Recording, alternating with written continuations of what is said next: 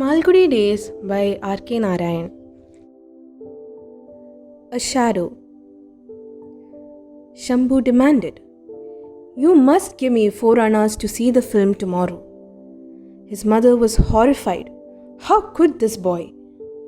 She had been dreading for 6 months past the arrival of the film. How could people bear to see him on the screen when they knew he was no more? She had a vague hope that the producers might not release the picture out of consideration for her feelings.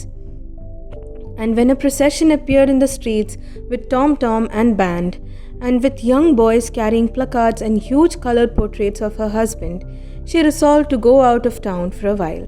But it was a desperate and unpractical resolve. Now the picture had arrived. Her husband was going to speak, move, and sing for at least 6 hours a day in that theatre 3 streets off. Shambhu was as delighted as if his father had come back to life. "Mother, won't you also come and see the picture?" "No." "Please, please, you must come." She had to explain to him how utterly impossible it would be for her to see the picture. The boy had a sort of ruthless logic. Why should it be impossible? Aren't you seeing his photos, even that big photo on the wall, every day? But these photos do not talk, move, or sing. And yet you prefer them to the pictures which has life?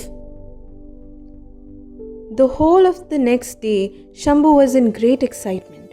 In his classroom, whenever his master took his eyes off him for a moment, he leant over and whispered to his neighbor, "My father was paid 10,000 rupees to act in that film. I am seeing it this evening. Aren't you also coming?" "To see Kumari?" sneered his friend. He hated Tamil pictures. "I won't even pass that way." "This is not like other Tamil films. My father used to read the story to us every night. It is a very interesting story. He wrote the whole story himself.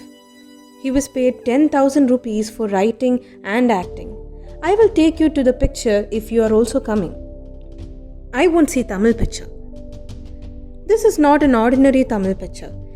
It is as good as an English picture." But Shambhu's friend was adamant. Shambhu had to go alone and see the picture. It was an attempt at a new style in Tamil films, a modern story with a minimum of music. It was a story of Kumari, a young girl who refused to marry at 14 but wanted to study in a university and earn an independent living, and was cast away by her stern father, Shambhu's father, and forgiven in the end.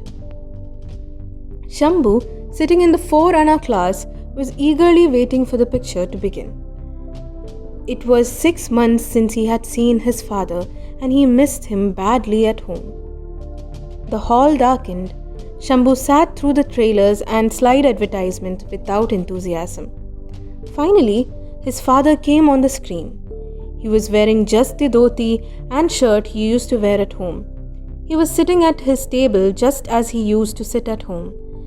And then a little girl came up, and he patted her on the head and spoke to her exactly as he used to speak to Shambhu. And then father taught the girl arithmetic. She had a slate on her knee and he dictated to her. "A cartman wants 2 Anna per mile. Rama has 3 Annas on hand. How far will the cartman carry him?" The girl chewed her slate pencil and blinked. Father was showing signs of impatience. "Go on, Kumari." Shambhu muttered, "Say something, otherwise you will receive a slap presently. I know him better than you do." Kumari, however, was a better arithmetician than Shambhu. She gave the right answer. Father was delighted. How he would jump about in sheer delight whenever Shambhu solved a sum correctly. Shambhu was reminded of a particular occasion when by sheer fluke he blundered through a puzzle about a cistern with a leak and a tap above it. How father jumped out of his chair when he heard Shambhu declare that it would take 3 hours for the cistern to fill again. When the film ended and the lights were switched on, Shambhu turned about and gazed at the aperture in the projection room as if his father had vanished into it. The world now seemed to be a poorer place without father. He ran home. His mother was waiting for him at the door. "It is 9 o'clock. You are very late." "I would have loved it if the picture had lasted even longer." "You are perverse, Mom. Why won't you see it?" Throughout the dinner, he kept talking. Exactly as father used to sing, exactly as he used to walk, exactly. His mother listened to him in grim silence. "Why don't you say something, mother?" "I have nothing to say." "Don't you like the picture?" She didn't answer the question. She asked, "Would you like to go and see the picture again tomorrow?" "Yes, mother. If possible, every day, as long as the picture is shown." "Will you give me 4 annas every day?" "Yes." "Will you let me see both the shows every day?" "Oh no, you can't do that. What is to happen to your lessons?" "Won't you come and see the picture, mother?" "No, impossible." For a week more, 3 hours in the day, Shambhu lived in his father's company and felt depressed at the end of every show. Every day, it was a parting for him.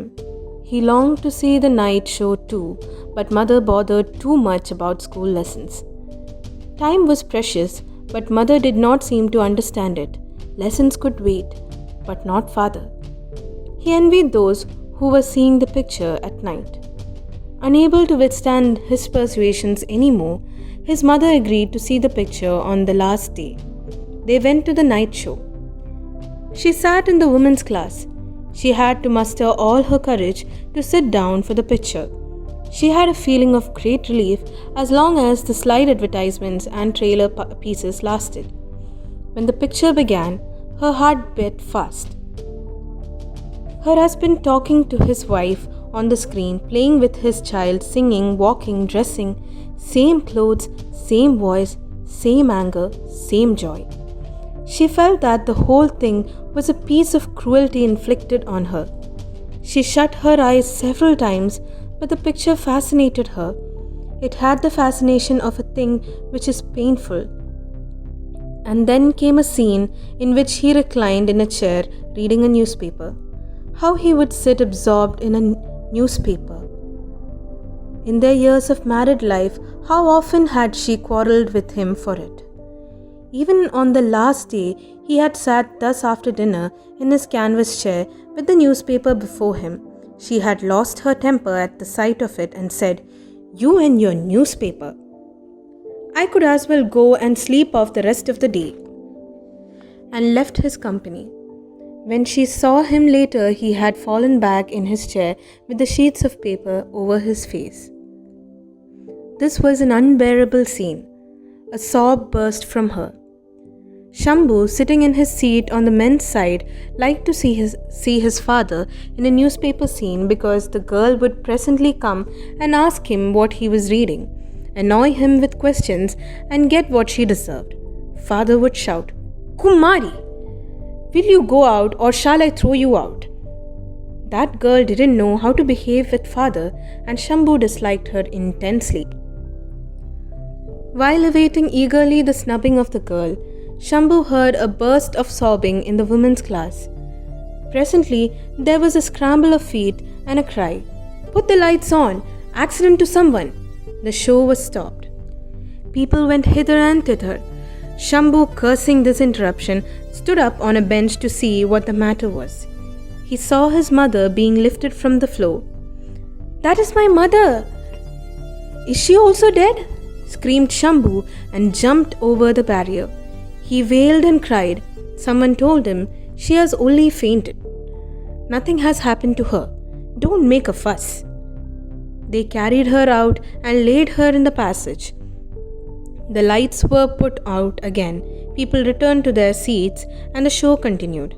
Mother opened her eyes, sat up and said, "Let us go away." "Yes, mother." He fetched a jatka and helped her into it. As he was climbing into it himself, from the darkened hall, a familiar voice said, "Kumari, will you go out or shall I throw you out?"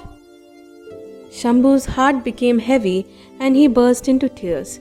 He was affected both by his mother's breakdown and by the feeling that this was the final parting from his father.